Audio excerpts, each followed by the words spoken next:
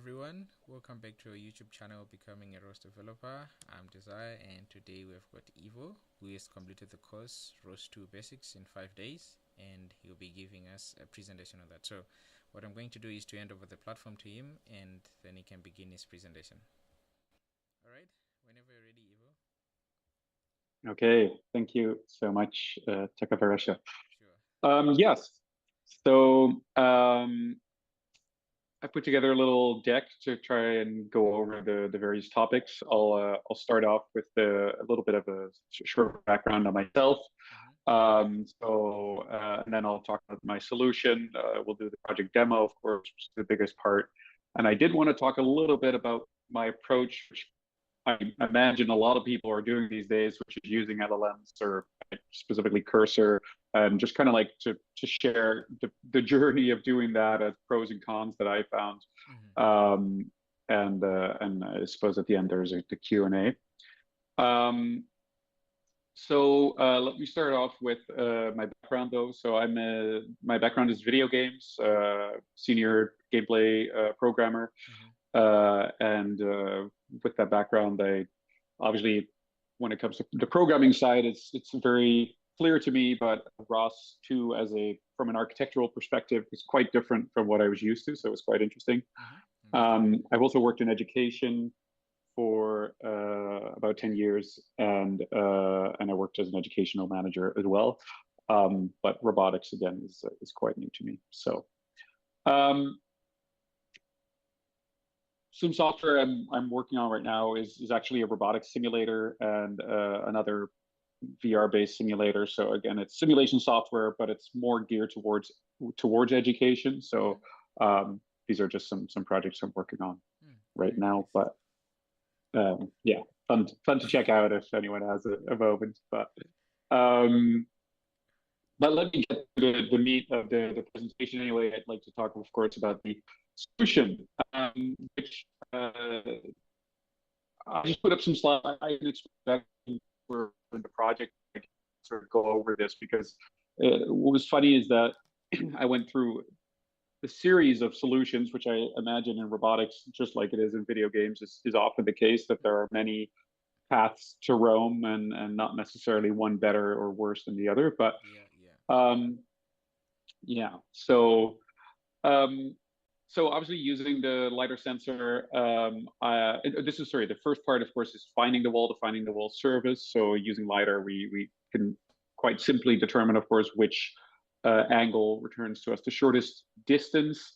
And then based on the results that LiDAR is returning, we can start turning clockwise or counterclockwise until the shortest angle is approximately 0 degrees, meaning like the forward ray, I guess, that comes out of the LiDAR sensor is the one that's hitting the shortest. And that way, you know, okay, at this point that the robot is facing the wall. Yes. And then as simple as I move forward until I came to the number 0.32, which is quite arbitrary, but just the turn afterwards, that was kind of the right angle. So then it found the wall and got to the wall. So then the goal was, of course, to start following the wall. So then I would use essentially the right hemisphere of the LiDAR again. So, but rather than doing a 360 check, I would only check on the right side. Just kind of considering if it were to pass an object on the left side somehow, that it wouldn't suddenly think like, oh wait, I got to do a 180 to turn around. So it's really only checking, this top half here.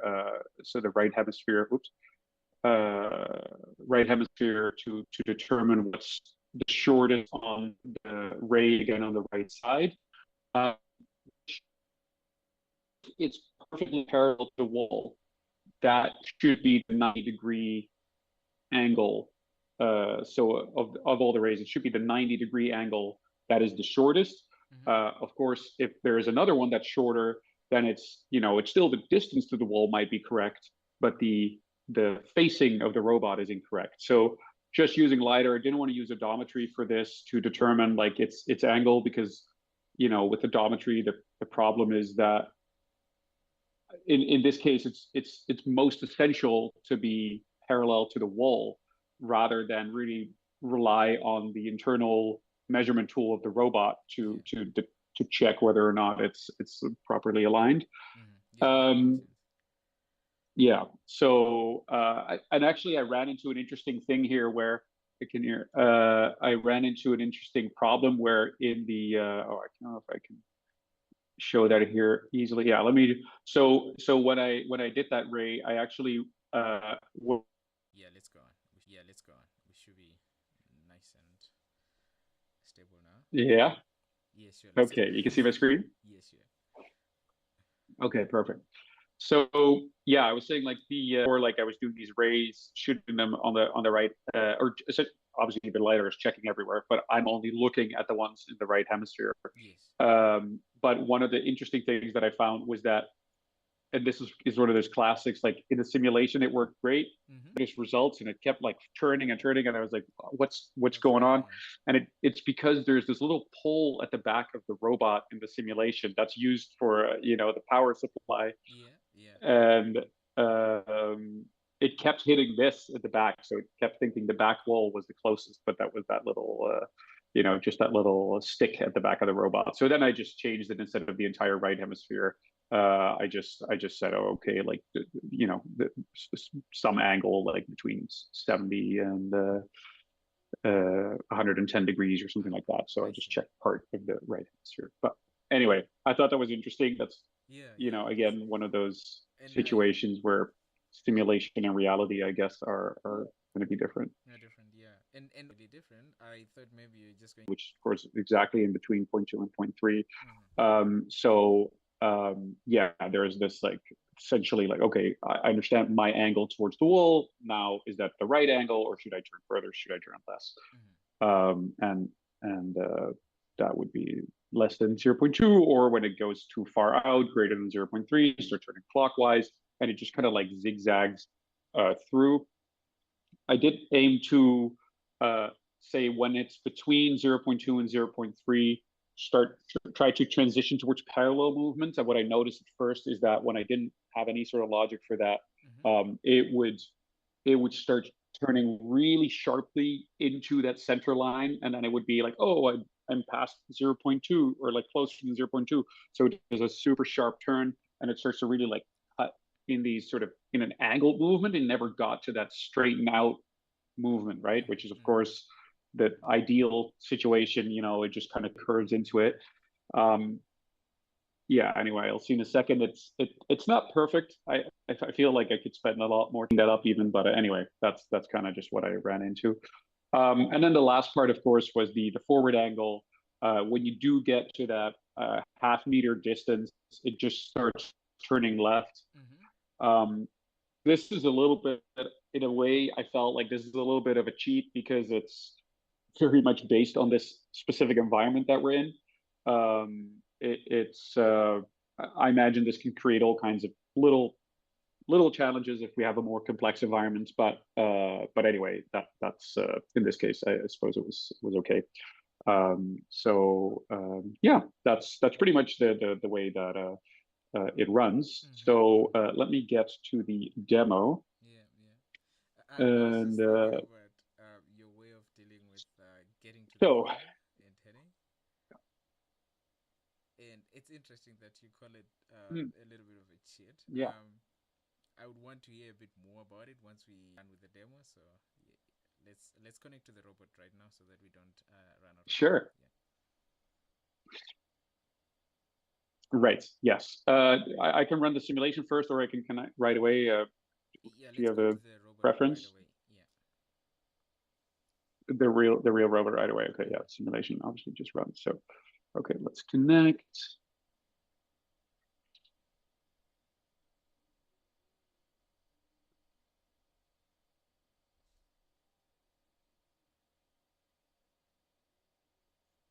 It's funny that I found every time I connect to the robot, the area looks a little different, because of course others, oh, okay, now it's kind of similar to last time, that these little signs are pushed into corners, which sometimes they tend to, I guess they get replaced again and etc. But anyway, yeah, that should just work. Won't be needing the joystick, so I'm just gonna do it. Oh no, I don't have that here. So let's see.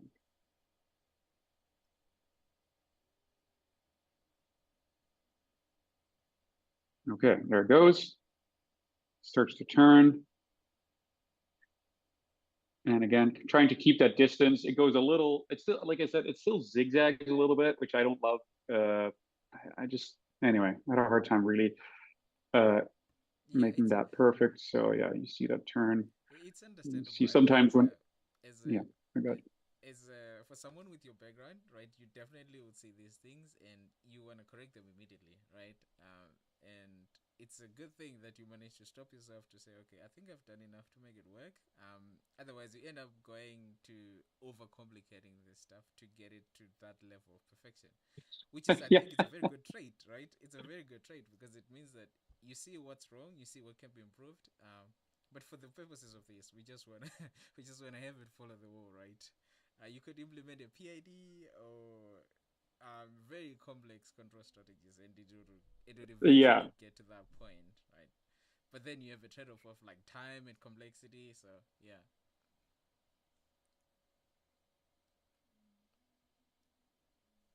yeah, yeah.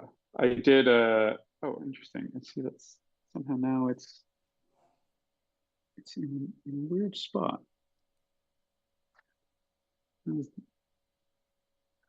it's such okay. There we go. Okay, continues again, but it seemed like a weird spot. Yeah, I guess there's some edge cases. This is definitely one thing that I found in yeah, programming this. It's a lot more prone to edge cases, and again, especially here in this real robot environment, which I guess again here now is a perfect case where it just yeah, suddenly crashes into the wall, and anyway, like yeah, maybe also a case where you could say, oh, got to clearly got a more I don't know. I don't know if this is related to the sensor data not always being as perfect, because of course in video games it is always perfect, right? And yeah, that's yeah, yeah. I think it's true that with the It's like the perfect in a video game simulated you'd environment. never accept this because you're like, no, we can control exactly what happens. Yeah, yeah. Exactly, exactly. And here, yeah, not so much, but yeah. Yeah, I think the nice the good edge So cases are yeah, always. this is pretty much it in terms. Or did you want to see more? Yeah, no worries. I think that's fine. That's good enough. I was actually going on to the point that you specified about edge cases. Is that the simpler your solution is, the more vulnerable it is to edge cases, right? It's always the way it is, especially when you're dealing with real environments, right? And to have it work as well, it means that you have to make it excessively complex so that it can handle the things that you cannot think about in the immediate, but with enough time you can tell that it will be vulnerable to these things.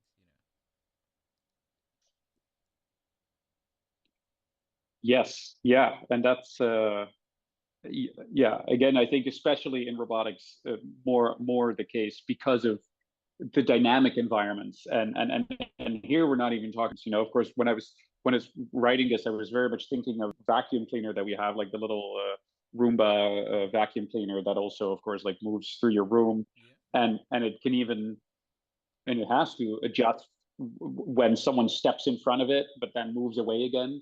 It has to not suddenly think like, oh, I can't go there anymore. It was just like a temporary obstacle, so it still needs to try and go there. And yeah, there's all these like again, yeah, million edge cases, which is video games again are generally much more deterministic, and you yeah. can at some point just say, hey, This is what it's gonna be like. we've covered it. Nothing else here can happen, and it's just good. Yeah, yeah. Very, very. Yeah. I imagine. Very fun though. I have to say, it's very fun. Yeah, yeah. I think that's what makes it interesting. But very, very wonderful project, Eva. So thank you very much. Come and present and also showcase your work. And I think most importantly is just your judgment, right? Because the idea of implementing a project, no matter how simple it is all about being able to show the mature judgment on when you need to have it complex, when you need to just oversimplify, and be comfortable with it not being perfect, right? Because after all, you have to do a cost versus effort analysis, Right. right? Either way, yeah. All right, so Yeah. Yeah. yeah, okay. So what I'm gonna do is you just hang around and we finish our conversation on Zoom, okay? Do you mind? I can actually add another 2 minutes just roughly talk about LLM, or if you end it here. But I think you should speak about them. To be, we have got a bit 5 minutes or so.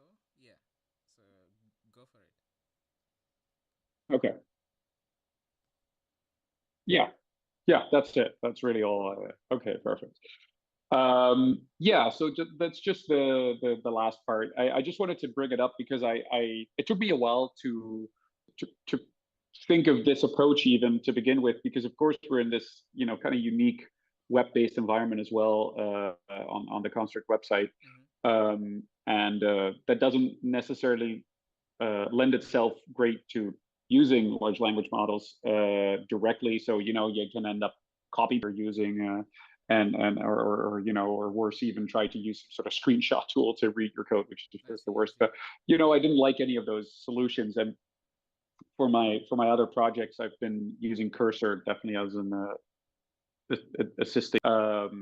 The What I ended up doing is I just have a duplicate local project structure that I downloaded it initially, what I had uh, from the Construct website, and then created a local project structure, Mm-hmm. and then I could just tell Cursor like, okay, well, here's the project, and this is what I want to achieve.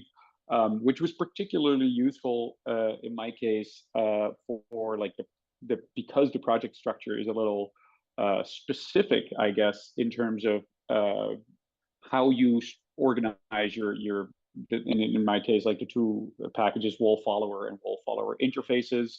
There's a lot of these little files where you have to exactly write the proper term, and like it can be quite a pain to debug, I found, Mm-hmm. anyway. And of course, over time you get better at just remembering those things. But Yeah. personally, I'm a huge fan of like, okay, how can we simplify this, and I think in this case I thought it's a perfect use case of Cursor. So yeah, I ended up writing essentially the project here, copying it over. A huge benefit to this process, which I don't know if there was in the course, I don't know if I missed it, but I only found out afterwards, Mm. is use called link install, which is just such a time saver because suddenly I don't have to rebuild every time I modify the Python code. It Yeah. just Yeah. auto reruns, and I just sped up my process like by 10x, I would say, in terms of quick iteration. So yeah, I Yeah. for any new potential student, I would highly recommend using this to save some time. Mm-hmm. For Python packages, Um, yeah, it and definitely does make yeah, the process it's really very good. quick. Yeah.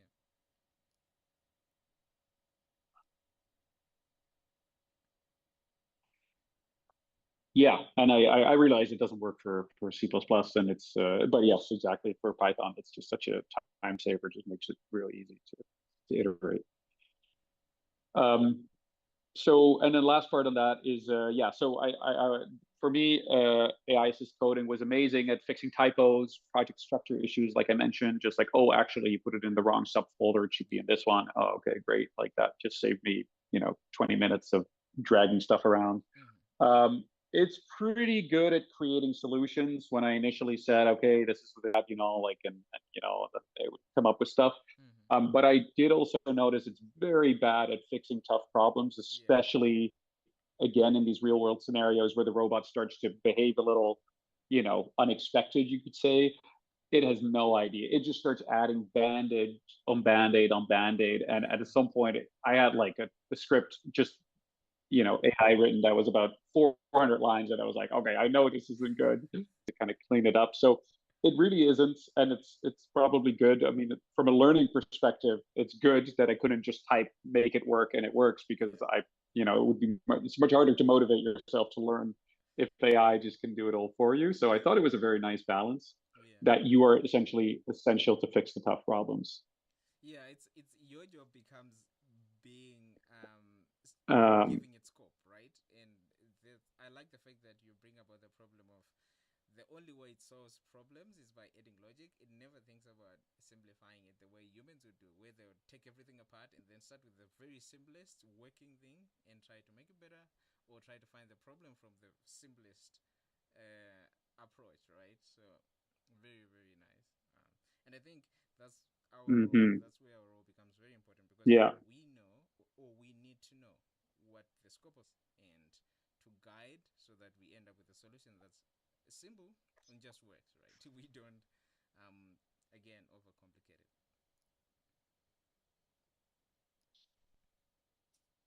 yeah, yeah. No, that's exactly what I experienced. So yeah, no, the same. And yeah, that's pretty much it. I guess again, there was the question time, or but either way, that was the end of the presentation. Yeah, okay. No worries. Normally, I ask my questions as we go, and if you notice, I've been trying to stop you to ask more and more. So basically, I think for Q and A, enough for me, and I I like the approach. Basically, the approach where you try as much to integrate what you can do with an assistant, right? But at the same time, understand the pitfalls, because I think we are at a point where we need to at least speak about what the LLMs do for us, but what is our role for us as engineers, right? Because that's the most important part. And I think understanding the scope of the problem is your greatest tool, and your theoretical foundations need to Yeah, be very strong to guide an LLM to a particular solution. Otherwise, if you don't do your due diligence to understand as much about the problem itself, you will end up with what you think is the solution, but is not the solution. Especially when you don't do as much testing, then you do not realize what you are into. So it's very, very good that you brought this up.